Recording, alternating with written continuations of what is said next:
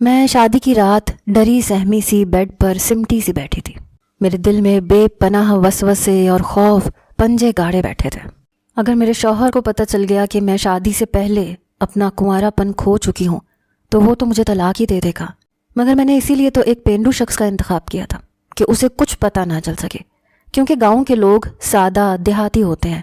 مگر پھر بھی دل میں ایک وسوسہ سا تھا کہ کہیں اسے پتہ ہی نہ چل جائے۔ مگر جب شوہر کمرے میں آیا تو میں اسے دیکھ کر بالکل حیران رہ گئی، کیونکہ اس کے ہاتھ میں 2 سفید رنگ کی چادریں تھیں۔ اس نے وہ بیڈ پر بچھا دی، جسے میں بالکل جاہل اور گنوار اور پینڈو سمجھ رہی تھی۔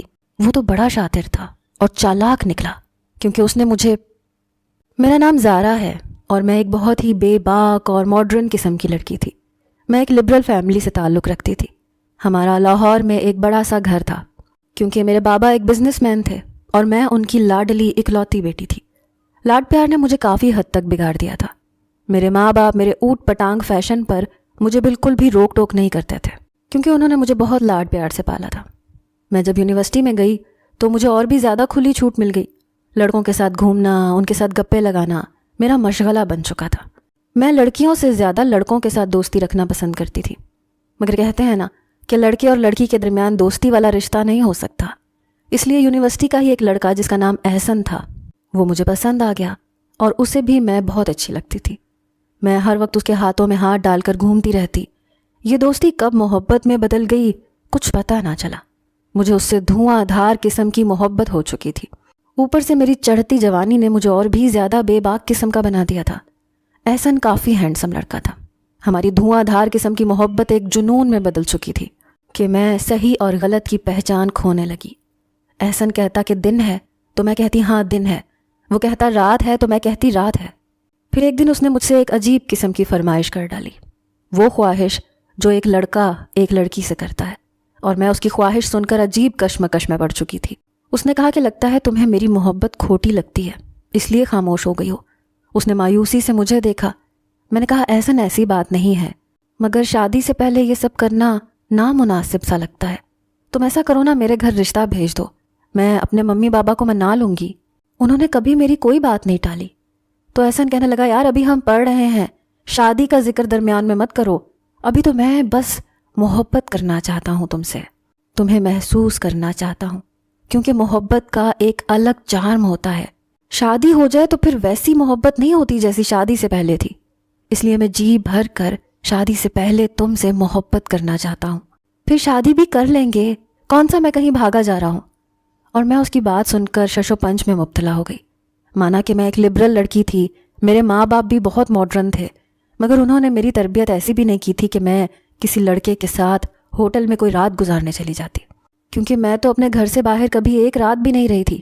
اور احسن کے سوال نے مجھے عجیب دوراہے پر لا کھڑا کر دیا تھا۔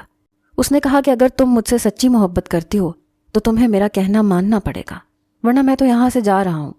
وہ اٹھ کر چلا گیا اور میں اپنی انگلیاں مروڑتی رہ گئی۔ مجھے کچھ سمجھ نہیں آ رہا تھا کہ میں کیا کروں۔ میں احسن کو ناراض بھی نہیں کرنا چاہتی تھی، کیونکہ میں اسے جنون کی حد تک محبت کرنے لگی تھی۔ ویسے بھی مجھے اس پر پورا بھروسہ تھا، کیونکہ مجھے شادی تو اسی کے ساتھ ہی کرنی تھی۔ تو اگر وہ شادی سے پہلے یہ سب ایک بار مجھ سے مل لے اکیلے میں تو اس میں کیا حرج تھا۔ میں نے اپنے ضمیر کو بے منطق دلیلوں سے مطمئن کر لیا تھا، کیونکہ میرا ضمیر محبت کی چادر اوڑھے مکمل سو چکا تھا۔ اگلے دن میں اس کے بتائے ہوئے پتے پر چلی گئی۔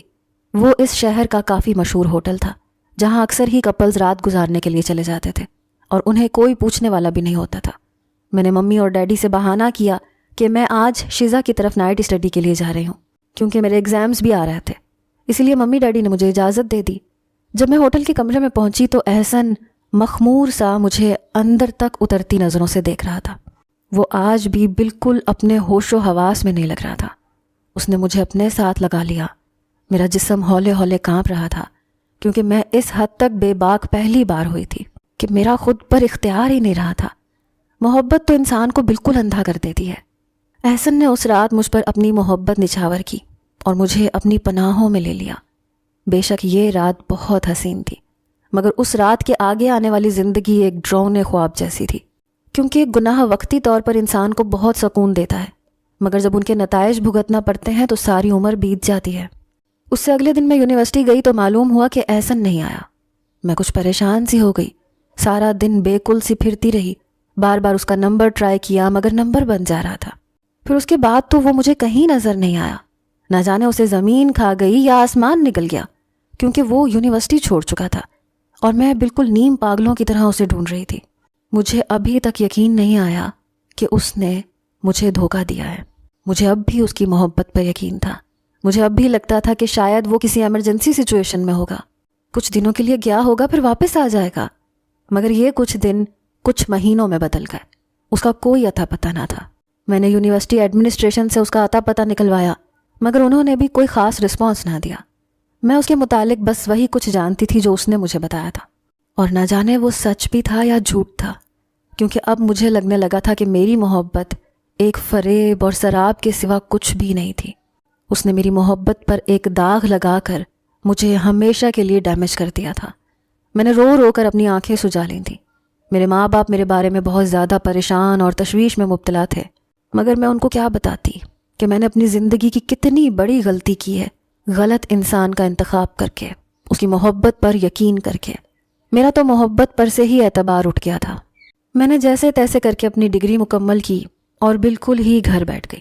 میرا باہر گھومنے پھرنے کو، باہر کی دنیا دیکھنے کو بالکل بھی جی نہیں چاہتا تھا، کیونکہ اس نے میری آنکھوں کے سارے خواب نوچ ڈالے تھے۔ میں دن رات اسے کوستی تھی، اپنے آپ کو کوستی تھی۔ ایک دن میری مما میرے پاس آئیں، کہا کہ میں چاہتی ہوں کہ اب تم اپنے گھر کی ہو جاؤ، کیونکہ لڑکیوں کی اس عمر میں شادی ہو جانی چاہیے۔ اور میں اپنی ماں کی بات سن کر بالکل حیرانی سے ان کو دیکھنے لگی۔ کیا میں شادی کے لائق رہی تھی؟ کیا اس نے مجھے اس قابل چھوڑا تھا کہ میں کسی شریف انسان سے شادی کر سکتی؟ مما زور و شور سے میرے لیے لڑکا ڈھونڈ رہی تھیں۔ انہوں نے مجھے کہا کہ اگر تمہیں کوئی پسند ہے تو مجھے بتا سکتی ہو۔ میں نے کہا کہ مجھے کوئی بھی پسند نہیں ہے اور میں ابھی شادی کرنا بھی نہیں چاہتی، مگر مما نے دن رات ایک کر کے مجھے قائل کر لیا تھا۔ انہوں نے 2-3 لڑکوں کے متعلق مجھے بتایا تھا، جن میں سے ایک لڑکا بڑے بزنس مین کا بیٹا تھا، وہ بھی کافی لبرل خاندان سے تعلق رکھتا تھا، دوسرا بھی کوئی بڑے خاندان سے تعلق رکھتا تھا، اور تیسرا ایک گاؤں میں رہتا تھا، کیونکہ میری ممی کے ننیال گاؤں سے تعلق رکھتے تھے، اور وہ ان کی نظر میں ایک اچھا اور شریف لڑکا تھا۔ میں نے اس تیسرے لڑکے پر حامی بھر لی، کیونکہ مجھے لگتا تھا کہ شاید وہ میری سچائی نہیں جان سکے گا۔ گاؤں کے لوگ ویسے بھی سادہ اور دیہاتی ہوتے ہیں، اس لیے شاید میں اسے دھوکہ دے سکتی تھی۔ اس لیے میں نے ممی کو تیسرے لڑکے کے لیے ہاں کر دی، جس کا نام محسن تھا، اور آج میں محسن کی دلہن بن کر اس کے کمرے میں بیٹھی تھی۔ میرا دل بڑی زور سے دھڑک رہا تھا۔ ایک وہم سا تھا کہ اگر وہ جان گیا کہ میں شادی سے پہلے ہی وہ سب کچھ کر چکی ہوں تو نہ جانے وہ مجھے طلاق ہی نہ دے دے، کیونکہ شریف مردوں کو اپنے لیے شریف عورتیں ہی پسند ہوتی ہیں۔ اس لیے میرا دل بری طرح سے کانپ رہا تھا اور میں اپنے فیصلے پر پچھتا رہی تھی۔ پھر جب میں نے اس کے ہاتھ میں 2 سفید چادریں دیکھیں تو میرا دل بری طرح سے سینے کے اندر پھڑپھڑانے لگا۔ جسے میں شریف اور بدھو سمجھ رہی تھی وہ تو بڑا چالاک نکلا۔ اس نے وہ چادریں بیڈ پر بچھا دیں اور مجھے چینج کرنے کو کہا۔ میں ڈرتے ڈرتے واش روم میں گئی اور جب چینج کر کے واپس آئی تو حیران تھی، کیونکہ اس نے مجھے پہلی رات چھوا تک نہیں تھا۔ ایسے کیسے ہو سکتا ہے بھلا کہ پہلی رات شوہر اپنی بیوی کے قریب نہ آئے؟ مجھے لگا شاید وہ جان گیا ہوگا کہ میں کنواری نہیں ہوں۔ میرے خوف میں بے پناہ اضافہ ہو چکا تھا، مگر اس نے مجھ سے ایسی ویسی کوئی بات نہیں کی تھی کہ مجھے تشویش لاحق ہوتی۔ شادی کے اگلے دن میں کمرے سے باہر نکلی تو میری ساس ناشتہ بنا رہی تھیں۔ وہ بہت پیار سے مجھ سے ملی، بہت ہی ملنسار قسم کی عورت تھی۔ ان کی حویلی بھی بہت بڑی اور پیاری تھی، جیسی کہ گاؤں کے بڑے جاگیرداروں کی ہوتی ہے۔ محسن لوگ 2 بھائی تھے۔ اس کا چھوٹا بھائی لندن میں اپنی سٹڈیز کے سلسلے میں گیا تھا، محسن اپنی زمینوں وغیرہ کی دیکھ بھال کرتے تھے۔ پڑھے لکھے تو وہ بھی تھے مگر اتنے تعلیم یافتہ نہیں تھے، بس FA تک تعلیم حاصل کی تھی۔ اس کے بعد گھر کی ذمہ داریوں کا بوجھ ان پر آن پڑا، کیونکہ ان کے والد ان کی تعلیم کے دوران ہی فوت ہو گئے تھے، مگر انہوں نے پھر بھی اپنے چھوٹے بھائی کو اچھے اداروں میں پڑھایا تھا، اور اب وہ لندن میں ہائر سٹڈیز کے لیے گیا تھا، اس لیے شادی پر نہیں آ سکا۔ میرے شوہر محسن واقعی میرے لیے کسی محسن کی طرح تھے، وہ میرا بہت خیال رکھتے تھے۔ میری ساس بھی بہت مہربان تھی میرے ساتھ۔ مجھے لگتا تھا شاید ایک دفعہ دھوکہ ملنے کے بعد میں کبھی زندگی میں سر اٹھا کر جی نہیں سکوں گی، اور شاید دوبارہ کبھی کسی مرد پر بھروسہ نہیں کر سکوں گی، مگر میں غلط تھی۔ زندگی ہمیں بار بار موقع دیتی ہے خود کو سنوارنے کا، خود کو بدلنے کا، اور میں اب مکمل طور پر بدل چکی تھی۔ میں بالکل وہاں کی آب و ہوا میں رچ بس گئی تھی، ان کے ماحول کے مطابق ڈھل گئی تھی۔ میں اب کوئی اوٹ پٹانگ فیشن نہیں کرتی تھی، نہ کوئی غلط کام کرتی تھی۔ میں نے اپنے ماضی کو بہت پیچھے چھوڑ دیا تھا اور کبھی بھی احسن کو دوبارہ یاد نہیں کیا تھا۔ وہ میرے لیے کسی بھیانک خواب سے کم نہیں تھا۔ اللہ نے میرا پردہ رکھا اور میں اس پر اس کی شکر گزار تھی، کیونکہ میں نے اپنے گزشتہ گناہوں کی اپنے رب کے حضور گڑ گڑا کر معافی مانگی تھی۔ شاید اسی بدلے میں مجھے محسن جیسے محبت کرنے والے اور خیال رکھنے والے شوہر ملے تھے، جو میری چھوٹی سے چھوٹی ضرورت کا بھی اتنا خیال رکھتے تھے۔ اصل محبت مجھے اب ملی تھی، اور شادی سے پہلے والی محبت جھوٹ اور فریب کے سوا کچھ بھی نہ تھی، جس کے پیچھے میں نے اپنی جوانی ضائع کر دی۔ وہ سراب تو مجھے بیچ منجھدار میں چھوڑ کر چلا گیا تھا، مگر خدا کا شکر ہے کہ میں جلدی سنبھل گئی تھی۔ مگر کبھی کبھی انسان کو لگتا ہے کہ ماضی میں ہم نے جو بھی گناہ کیے ہیں وہ کبھی بھی پیچھا نہیں کریں گے، مگر بعض گناہ ایسے ہوتے ہیں جن کا کفارہ انسان کو شاید مرتے دم تک دینا پڑتا ہے، اور صرف معافی شاید کافی نہیں ہوتی۔ اس لیے میرے ساتھ بھی زندگی کچھ ایسا ہی کھیل کھیلنے والی تھی۔ ایک دن جب میں صبح سویرے اٹھ کر کچن میں آئی تو میری ساس بہت ایکسائٹڈ لگ رہی تھی، کہہ رہی تھی کہ ارے زارا بیٹا تم اٹھ گئی، آج پتہ ہے ہمارے گھر میں کون آ رہا ہے؟ میں نے بھی دلچسپی سے پوچھا کہ کون آ رہا ہے، آپ اتنی زیادہ خوش ہیں؟ کہنے لگی آج میرا بیٹا لندن سے واپس آ رہا ہے، اس لیے آج بہت اسپیشل کھانا بنانا ہے تم نے۔ نہ جانے وہاں پردیس میں انگریزوں کے کھانے کھا کھا کر اس نے اپنی صحت کا بیڑا غرق کر لیا ہوگا، اب آئے گا تو میں نہیں جانے دوں گی اسے، بس بہت ہو گئی پڑھائیاں۔ میں بھی بہت خوش تھی کہ میرا دیور آ رہا ہے جسے میں نے اس گھر میں آنے کے بعد کبھی نہیں دیکھا تھا۔ میں نے کہا آپ فکر مت کریں آنٹی، بس آپ مجھے ان کی پسند بتا دیں، باقی میں سب دیکھ لوں گی۔ انہوں نے اپنے بیٹے کے پسند کی ڈشز بتا دیں جو کہ کسی زمانے میں مجھے بھی بہت مرغوب تھیں۔ میں نے کہا فکر مت کریں، میں ان کے لیے بہت اچھا اہتمام کروں گی۔ وہ خوشی خوشی کچن سے چلی گئی اور میں نے پورا دن لگا کر اس کے لیے ہر طرح کے کھانے بنائے۔ یہ میری طرف سے اس کا ویلکم ہوم تھا، کیونکہ دیور بھی چھوٹے بھائیوں کی طرح ہوتے ہیں اور ان کا خیال ان کی بھابیاں ہی رکھتی ہیں۔ میں نے سوچ لیا تھا کہ میں اس کا چھوٹے بھائیوں کی طرح ہی خیال رکھا کروں گی، کیونکہ یہاں آنے کے بعد میں اس گھر کو بالکل اپنا گھر سمجھنے لگی تھی، اور جس طرح سے محسن کی طبیعت تھی یقیناً ان کا بھائی بھی انہی کی طرح خوش مزاج اور اچھی طبیعت کا مالک ہوگا۔ گھر میں رونق سی لگ جائے گی، مگر میں نہیں جانتی تھی کہ یہ رونق میری زندگی کو اجاڑ کے رکھ دے گی اور میری نارمل سی زندگی میں کیسا طوفان برپا کر دے گی کہ شاید میں کبھی سنبھل نہیں پاؤں گی۔ رات کو میں اپنے کمرے میں آئینے کے سامنے کھڑی تھی، کھانا میں نے ڈائننگ ٹیبل پر سجا دیا تھا، خود تیار ہو رہی تھی۔ میں نے سرخ رنگ کی ساڑی پہن لی تھی جس میں میرا حسن پورے جوبن پر تھا۔ محسن کو سرخ رنگ بہت پسند تھا، اس لیے انہوں نے مجھے میری برتھ ڈے پر سرخ رنگ کی ساڑی گفٹ کی تھی جو مجھے بہت پسند آئی تھی۔ سوچا آج پہن لیتی ہوں۔ اچانک مجھے باہر سے ہنسنے اور شور و غل کی آوازیں آنے لگیں۔ محسن شاید اپنے بھائی کو ایئرپورٹ سے لے کر آ گئے تھے۔ میں بھی ایکسائٹڈ سی باہر نکلی۔ آنٹی اپنے بیٹے کو گلے سے لگا کر اس کی بلائیں لے رہی تھیں۔ اس کی میری جانب پشت تھی، اس لیے میں اس کا چہرہ نہ دیکھ پائی، مگر جب آنٹی سے جدا ہو کر وہ میری جانب مڑا تو میری نظر اس سے ہٹنا بھول گئی۔ مجھے لگا ایک فل اسپیڈ ٹرین میرے اوپر سے گزر گئی ہو اور میرا وجود بالکل کچلا جا چکا ہو۔ جس وجود کو میں نے بڑی مشکلوں سے یکجا کیا تھا وہ ایک پل میں زمین بوس ہو چکا تھا۔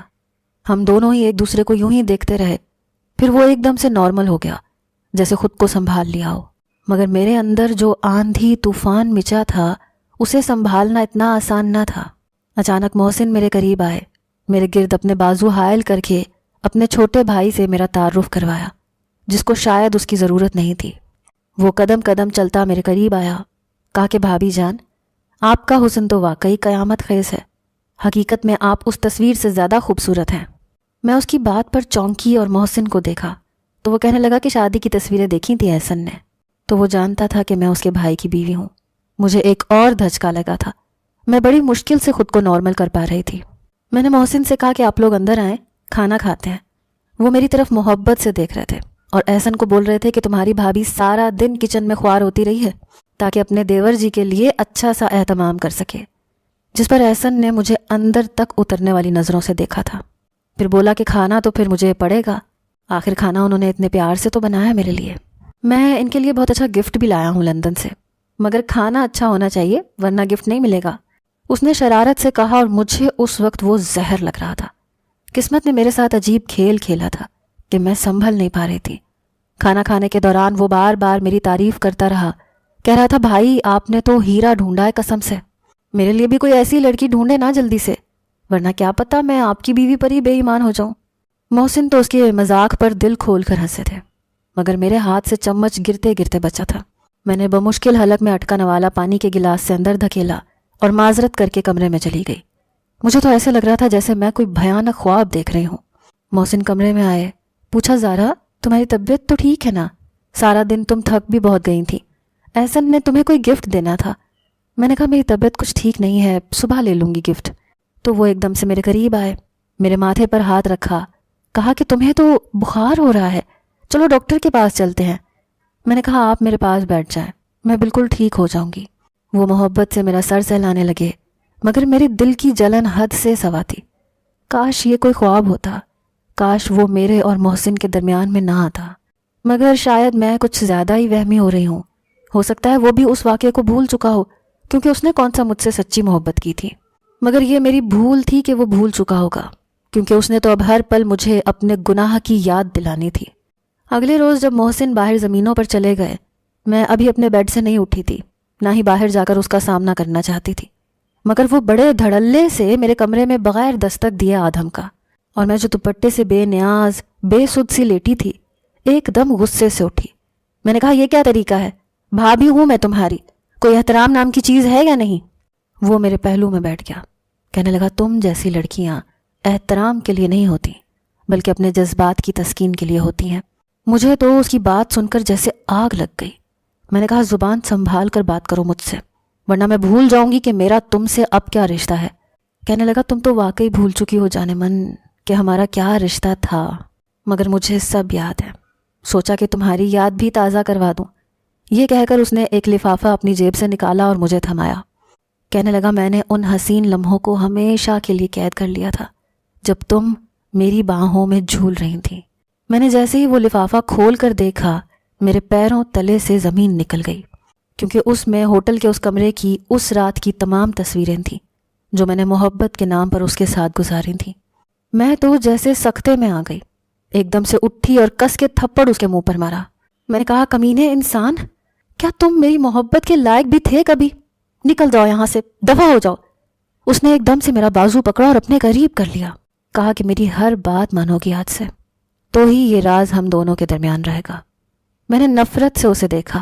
میں نے کہا میں ایک بار جو غلطی کر چکی ہوں وہ زندگی بھر کے لیے کافی ہے، تمہیں شرم نہیں آتی اپنے شریف بھائی کی بیوی کو ایسے بلیک میل کرتے ہوئے؟ تو وہ ایک دم کمینگی سے ہنسا، کہا کہ میرا بھائی واقعی بہت سیدھا اور شریف ہے، انہیں تم سوٹ نہیں کرتی ہو، نہ جانے میرے علاوہ کس کس کے ساتھ تم نے اپنی راتیں رنگین کی ہوں گی۔ تم بھائی کو ڈیزرو نہیں کرتی، اب میں ہی تمہیں سیدھا کروں گا۔ اور میرا مارے حد تک کے چہرہ سرخ پڑ چکا تھا۔ میں نے اسے دھکے مار کر کمرے سے باہر نکالا اور دروازہ زور سے بند کر لیا اور پھوٹ پھوٹ کر رونے لگی۔ جب انسان کو لگتا ہے کہ سب کچھ ٹھیک ہو چکا ہے تبھی زندگی اپنا حقیقی رنگ دکھاتی ہے اور ہم گہری کھائی میں جا گرتے ہیں۔ میں بھی گر چکی تھی اور کوئی مددگار نہ تھا۔ میں کوشش کرتی تھی کہ اس کے سامنے کم جاؤں، کیونکہ محسن سارا دن باہر ہوتے تھے اور وہ گھر میں دندناتا پھرتا تھا۔ میں کسی سہمی ہوئی چڑیا کی طرح کمرے تک محدود ہو گئی تھی۔ میری ساس اب مجھ سے شکوہ کرنے لگی تھی کہ شاید احسن کا آنا مجھے بھایا نہیں، کہ میں کمرے سے ہی باہر نہیں نکلتی۔ اب میں انہیں کیا بتاتی کہ میں کس قدر مشکل میں گرفتار ہو چکی ہوں۔ وہ آنکھوں ہی آنکھوں میں مجھے اشارے کرتا تھا، میں تل ملا کے رہ جاتی تھی۔ اب میرے لیے مزید اس گھر میں رہنا دوبھر ہو گیا تھا، کیونکہ وہ تو ہر وقت میرے سر پر سوار رہنے لگا تھا، موقع کی تلاش میں رہتا تھا۔ ایک رات میں نے محسن سے کہا کہ مجھے کچھ دنوں کے لیے میکے چھوڑائیں، مجھے گھر والوں کی بہت یاد ستا رہی ہے۔ تو وہ کہنے لگے کہ تم تو چلی جاؤ گی، پھر میرا کیا بنے گا؟ میں تو ایک ایک پل تمہارے بغیر گن کر گزاروں گا۔ میں ان سے کہنے لگی کہ آپ تو سارا دن باہر رہتے ہیں، گھر پر کہاں ہوتے ہیں، میں اکیلی بور ہوتی ہوں۔ کہنے لگے کہ ارے احسن ہے نا تمہیں کمپنی دینے کے لیے، تم اس کے ساتھ گپے لگایا کرو، وہ تو مجھے کہہ رہا تھا کہ تم دونوں شاید ایک ہی یونیورسٹی سے پڑھے ہو، کیا تم کبھی اس سے نہیں ٹکرائی تھی وہاں؟ حیرت کی بات ہے۔ اور میں ایک دم سے سکتے میں آ گئی۔ اب مجھے ہر لمحہ خوف ستا تھا کہ کہیں وہ بغیرت انسان میرے شوہر کو سب کچھ اگل ہی نہ دے۔ محسن چاہے لاکھ اچھا صحیح، مگر ایک شوہر کبھی بھی یہ برداشت نہیں کرتا کہ اس کی بیوی کا ماضی داغدار ہے، اور وہ بھی اس کے سگے بھائی کے ساتھ۔ اس لیے میں محسن کو بتانے کی غلطی نہیں کر سکتی تھی۔ مجھے فی الحال یہی طریقہ سوجھا کہ میں میکے چلی جاؤں۔ محسن نے کہا کہ ٹھیک ہے، تم گاڑی میں جا کر بیٹھو، میں فریش ہو کر آتا ہوں، پھر میں تمہیں چھوڑ آؤں گا۔ میں نے جلدی سے اپنا سامان پیک کیا اور جب گاڑی میں بیٹھی تو محسن کی جگہ احسن کو گاڑی میں بیٹھے دیکھ کر مجھے ایک دم سے طیش آیا۔ میں نے کہا نیچے اترو گاڑی سے، مجھے تمہارے ساتھ کہیں نہیں جانا۔ تو وہ ایک دم کھلکھلا کر ہنسا، کہنے لگا میں بہت اچھی کمپنی دوں گا تمہیں۔ کہ تمہیں تمہاری پرانی محبت یاد آ جائے گی۔ میں نے کہا اپنی بکواس بند کرو اور نکلو یہاں سے۔ اس نے کہا بھائی نے کہا ہے کہ میں تمہیں چھوڑنے تمہارے میکے چلا جاؤں، مگر تمہیں ایک راز کی بات بتاؤں۔ میں نے ہی ان سے اجازت طلب کی ہے۔ اس نے ایک آنکھ دبا کر مجھے کہا تو میرا بس نہیں چل رہا تھا اس کا گلا دبا دوں۔ میں نے شدت دل سے دعا مانگی کہ یا تو وہ مر جائے یا پھر ہمیشہ کے لیے واپس لندن چلا جائے تاکہ میری زندگی کا سکون واپس لوٹ آئے۔ میں ایک دم سے گاڑی سے اتری، غصے سے گھر کی جانب بڑھنے لگی۔ محسن نے جب میرا خراب موڈ دیکھا تو کہنے لگے کیا ہو گیا؟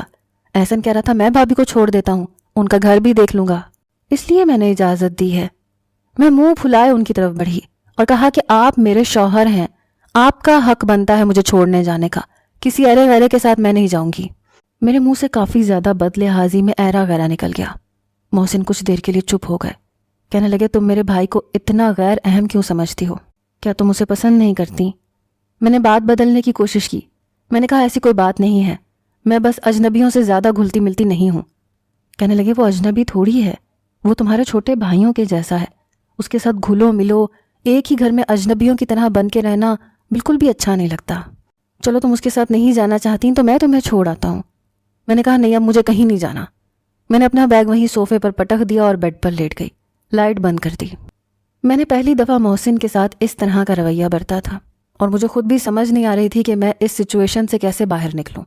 وہ تو عذاب بن کر میرے سکون کا دشمن ہو گیا تھا۔ نہ مجھے رات کو نیند آتی تھی، نہ دن کو چین تھا۔ مجھے سمجھ نہیں آ رہی تھی کہ میں ایسا کیا کروں کہ سب کچھ پہلے کی طرح ٹھیک ہو جائے، مگر اس سے پہلے ہی وہ بھیانک حادثہ رونما ہوا جس نے میری زندگی کو خراب کرنے میں کوئی کسر نہیں چھوڑی۔ ساتھ والے گاؤں میں کوئی شادی تھی، اس لیے محسن آنٹی کو لے کر وہاں چل دیے۔ احسن شہر کسی کام سے گیا ہوا تھا، اس لیے میں بے فکر تھی کہ رات کو محسن اور آنٹی واپس لوٹ آئیں گے۔ اس کے آنے سے پہلے ہی میں اپنے کمرے میں آرام سے بیٹھی تھی، کیونکہ جب احسن گھر پر نہیں ہوتا تھا تو مجھے سکون ہی سکون ہوتا تھا۔ مگر یہ سکون وقتی ثابت ہوا۔ جب رات کے 9 بجے محسن اور آنٹی نہ آئے تو میں نے محسن کو کال کر کے پوچھا کہ کیا ہو گیا ہے، آپ ابھی تک آئے کیوں نہیں؟ تو انہوں نے کہا کہ موسم بہت خراب ہو گیا تھا جس کی وجہ سے آج ہماری واپسی نہیں ہو پائے گی، تم پریشان مت ہو، میں نے احسن کو کال کر دی ہے، وہ گھر پہنچنے والا ہوگا، اس لیے تمہیں فکر مند ہونے کی ضرورت نہیں ہے، تم اکیلی نہیں ہوگی۔ محسن کی بات سن کر تو جیسے میرے قدموں تلے سے زمین نکل گئی۔ میں نے ابھی فون رکھا ہی تھا کہ کمرے کا دروازہ کھلا اور وہ اندر داخل ہو گیا۔ وہ سیٹی پر کوئی دھن بجا رہا تھا اور میرے بیڈ پر یوں گر گیا جیسے میرا دیور نہیں بلکہ میرا شوہر ہو۔ میں اس کی یوں بدتمیزی پر تل ملا کے رہ گئی۔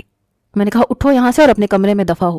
وہ ایک دم سے میرے قریب آیا، مجھے بازو سے پکڑ کر زور سے اپنی جانب کھینچا، کہنے لگا کیوں نہ آج کی رات اس رات کو یاد کریں جب ہم دونوں ایک دوسرے میں محو تھے، تم میری باہوں میں جھول رہی تھیں، میں تمہیں اپنی محبت سے سیراب کر رہا تھا۔